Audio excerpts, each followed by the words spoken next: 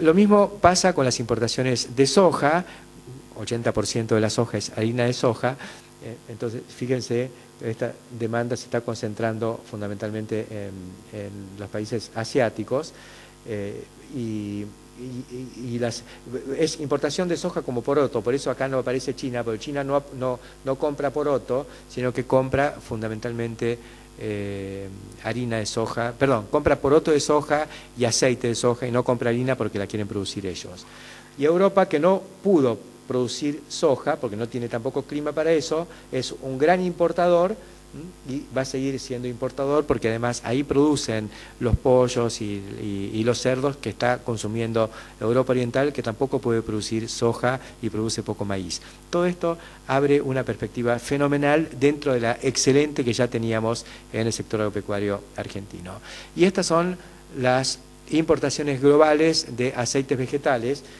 La Argentina es el mayor exportador mundial de aceite de soja y de aceite de girasol, es el mayor productor mundial y exportador mundial de aceites de todo tipo y apenas consume el 5% del aceite que produce, por lo tanto no debiera ser un problema manejar un bajo precio para el aceite en el consumo interno, porque el 95% se exporta y el 95% del aceite está con esta perspectiva de demanda.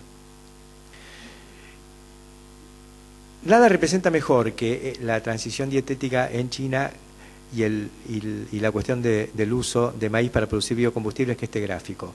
Esto en amarillo, o en color más claro, está lo que sucedía en el año 95 y en más oscuro el 2007. Fíjese, esto es China y es el consumo de maíz convertido en carne. El consumo de maíz por las razas que producen carnes en China en el año 95, se consumían 140 millones de toneladas de maíz. El año pasado se consumieron cerca de 400. O sea, tuvo este incremento de 230, 240 millones de toneladas para alimentar a los cerdos chinos. La producción de maíz en Estados Unidos en aquel momento, en el año 95, era de 180 millones de toneladas. Este año va a ser de 300 y pico. Y, sin embargo, equipara al consumo chino, ni siquiera alcanza al nuevo consumo de los chanchos chinos. Esto es básicamente producción de cerdos. La producción de maíz para etanol fue de 50 millones de toneladas el año pasado y este año va a ser de 75, pero de todas formas está muy alejada del gran fenómeno que es el incremento de la demanda de los, digamos, las distintas razas animales para producir proteínas animales. Esto viene a cuento un poco de que se debatió mucho sobre si el uso de grano de maíz para la producción de energía era lo que había determinado ese aumento sideral de los precios. No, yo creo que ha tenido una incidencia porque el crecimiento ha sido muy fuerte, pero la responsabilidad mayor está en ese fenómeno de la transición dietética. Es muy importante tener en claro esto porque si no vamos a terminar atacando a un sector que tiene que ver, que influye, pero no es el que manda. China es el mayor consumidor de carne de cerdo del mundo, con 30 kilos por habitante y por año. Yo estuve en China hace 10 años y me llamaba la atención que de cada 3 camiones uno llevaba cerdos. Es impresionante lo que es esta actividad. Ellos están consumiendo muy poco pollo todavía, pero están consumiendo y les gusta, y poquísima carne vacuna, pero también la están consumiendo y les gusta, pero no se pueden bajar del cerdo. Pasaron de un consumo de 10 kilos per cápita hace 10 años a 30 kilos per cápita ahora. Y insisto, solo la tercera parte de la población china está metida en este proceso de enriquecimiento y de urbanización. El resto todavía vive en el campo y y come arroz y chop suey, digamos, poquito. La cosa es que China, que es el país originario de la soja, sigue produciendo 15 o 17 millones de toneladas por año, según como venga el clima, pero no pasa de eso y ya se resignó a no crecer en soja. Y está importando 35 millones de toneladas. Hace 10 años no importaba soja. La mayor parte de esta importación viene de la Argentina y del Mercosur.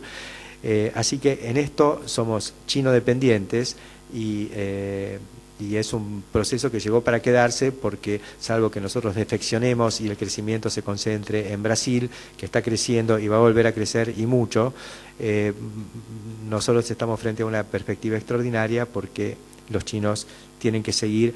Una cosa es pasar de una carne a otra, que es difícil también, pero otra cosa es pasar de la carne al estado anterior, vegetariano. El chino que probó la carne no vuelve atrás, van a resignar otros consumos, pero van a seguir incrementando o por lo menos sosteniendo el consumo de lo que ya consumen. Esto vamos a ir un poquito más rápido. Esto es lo que pasó en Estados Unidos con la cuestión de la necesidad de sustituir, que el objetivo es sustituir el 12% del petróleo importado por etanol de maíz.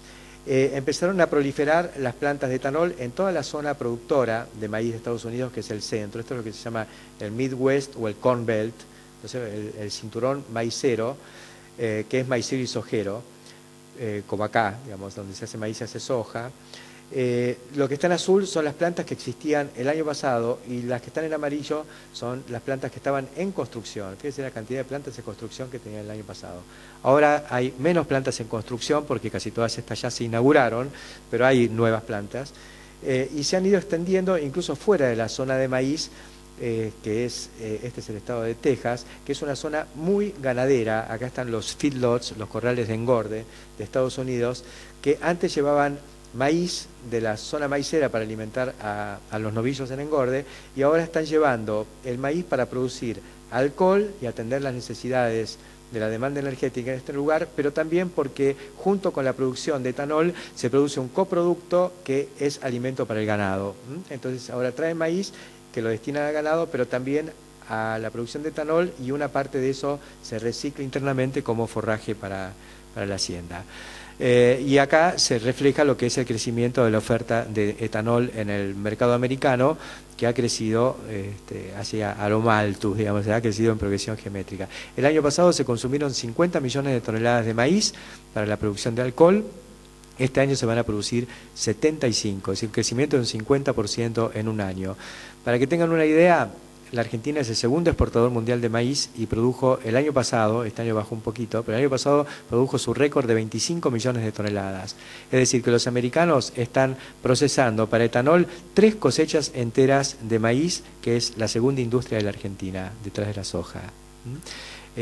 Así que fíjense lo que son los niveles de consumo. 75 millones de toneladas que se van a duplicar en los próximos 7 años. Para el 2015 van a consumir 150 millones de toneladas de maíz para la producción de etanol.